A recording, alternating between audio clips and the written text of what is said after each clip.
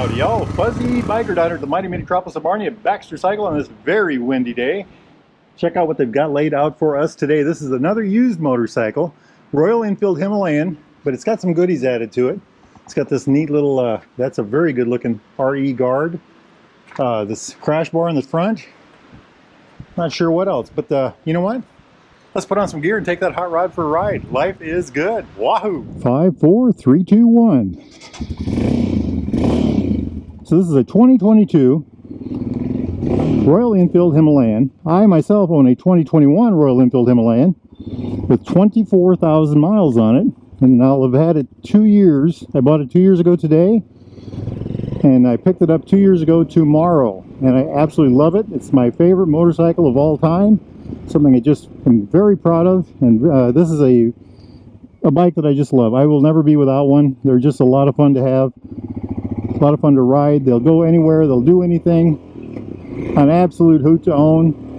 If you're in the market for a new used Royal Enfield, Triumph, classic British bike of any type, get yourself down here to Baxter Cycle in the mighty metropolis of Marnie, Iowa. Or go to baxtercycle.com. They've got all kinds of goodies, accessories, parts, gear, you name it, they got it. They can help you out. Tell them Fuzzy Biker sent you. Alrighty, let's do the famous spin test. This has got a 58-inch wheelbase. I think that's 1379 millimeters, maybe? No, 1479 millimeters. Look at that. Turns like a champ. I love these bikes. I just love these bikes. The 2022 has this extra nav system on the side. And that's something to point out. The trip, you know, it hooks with your phone. It'll give you turn-by-turn directions, tell you how far you are from your location, things like that. So a little bit about the engine of this hot rod. It's a 411cc single-cylinder, single overhead cam, 2-valve, 1 intake, 1 exhaust. Puts out a whopping 24 horsepower and about 24 foot-pounds of torque. That's about 32 newton meters, I believe. The key is torque. Not a lot of horsepower. When Baxter Cycle got these, as a matter of fact, I didn't care to ride them because, you know, why would I want to ride a bike with only 24 horsepower, right? And after I put a couple hundred miles on one, I ended up buying one because, you know, they're just a hoot to run. And like I said earlier, these are my favorite motorcycle of all time. I just really enjoy them. Front brake is a 300 millimeter disc single with a dual piston Vibri. And the rear is a 240 single with a single piston Vibri. Seat height is 31.5 inches. It's about 800 millimeters. That's one of the differences on my bike. I put the tall seat on mine, which gives it, I think I have 840 millimeters, or about 33 inches. Front suspension, the forks are 41 millimeters. I think there's 7.9 inches of travel on the front. I think that is 200 millimeters. The rear is 7.1. It's a monoshock on the rear. 7.1 inches of travel, and I think that's 180 millimeters. And ground clearance is something like 8 3/4 inches, or about 220 millimeters. Front tire is a 90-90-21, I believe, and the back is a 120-90-17. This one has the stock Seats on it. I wore those on my bike. I think the back one wore out at about 4,000, 4,400, I think. And the front one went all the way to 13,000, I think, before I changed that. And I put a set of Dunlop Trail Max Missions on mine.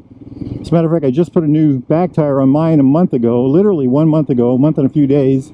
And of course, I've gotten put about 4,000 miles on it since I did the new tire. So I do like to ride that bike a lot.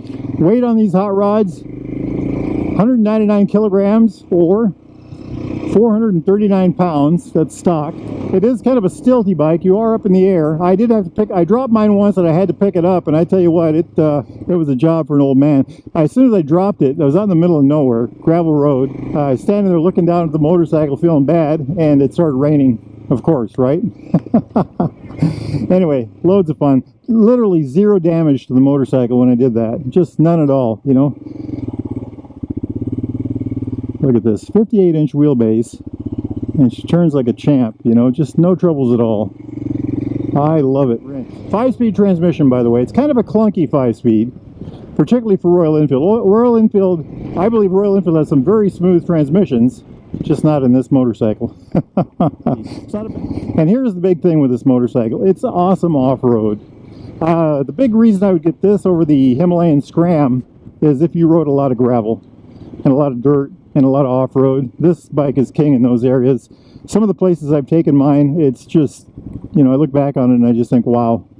This is a true ADV motorcycle. Kind of a nostalgic day for me. I bought myself one of these 2 years ago today. I picked it up 2 years ago tomorrow. But what a fun motorcycle this is to ride. Like I said earlier, the biggest advantage of buying something like this over the Himalayan Scram is the fact that it is got that big 21-inch front tire. If you've never had a motorcycle with a 21-inch front tire, you really got to try one, and this is an excellent one to do. It's just a fabulous machine. You can go over things, through things, around. I mean, it's just, you wouldn't believe the places I've gone with mine. It's just amazing. And of course, look at that ground clearance. I think it's 8.6 inches. Just fabulous amount. I have never bottomed mine out, never, not once. And check out that rear end. I mean, it's tough as a truck, you know. Like I said, I've got 24,000 miles on mine. Just love it, you know. Monoshock. Look at that swing arm, big old disc on the back. I have the stock muffler on mine. I've never done any intakes or, you know, flashings or any of that stuff. Mine is dead stock, and I just love the way it runs. Beautiful motorcycle. Yeah, the big advantage also of the Himalayan over the Scram, you've got luggage mounts here. You've got a windshield. You know, you've got the fixed gear up here. On mine, I've also got the bags on the back. You can get bags for these, all kinds of really neat things, racks and things like that. The newer one, like this one, this is a year newer than mine, has a higher capacity, load capacity on the back here. This particular model, I think this is a 4-gallon tank, by the way, which is what, 15 liters?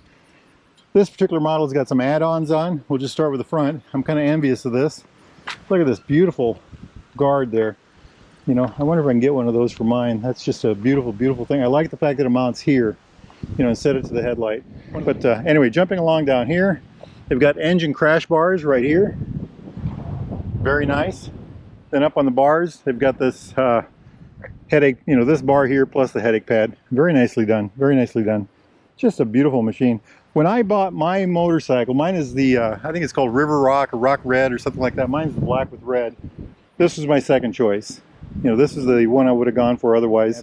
Something else about these, stock center stand. You know, Royal Enfields for the most part come with a center stand stock. You know, just a really nice thing. The shock is adjustable for height, for compression, I'm sorry. You can change, it's got a length suspension, so you can change the lengths, and I did that on a bike a while back.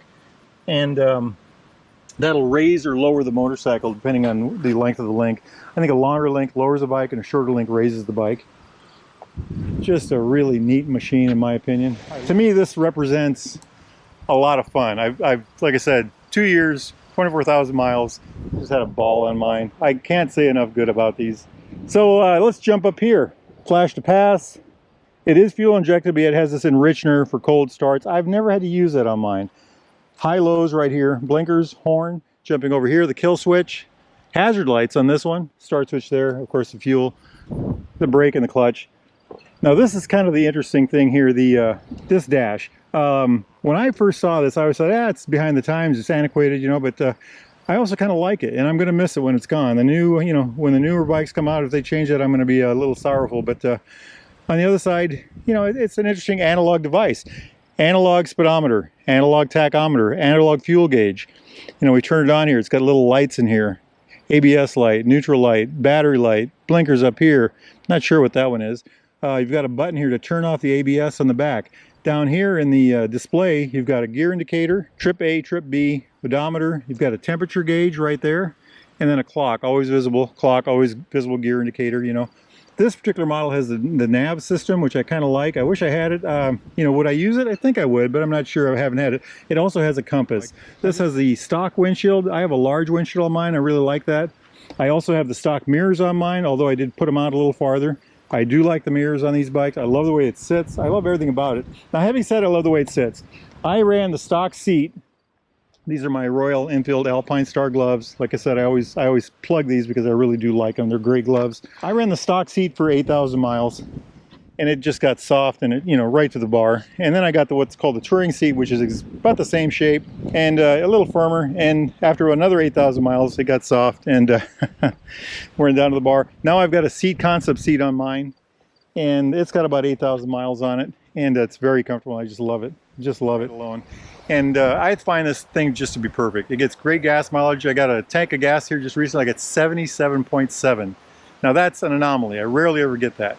But I get constantly in the 60s. As long as I keep the speed, 60 to 65 miles an hour, I'll get 60s for gas mileage. So, but as far as I go out gravel riding, and I'll go 60, 65, whatever. It does it just fine. Loads of torque, lots of acceleration. I've taken it a dirt road, not dirt bike, but dirt road with it all the time.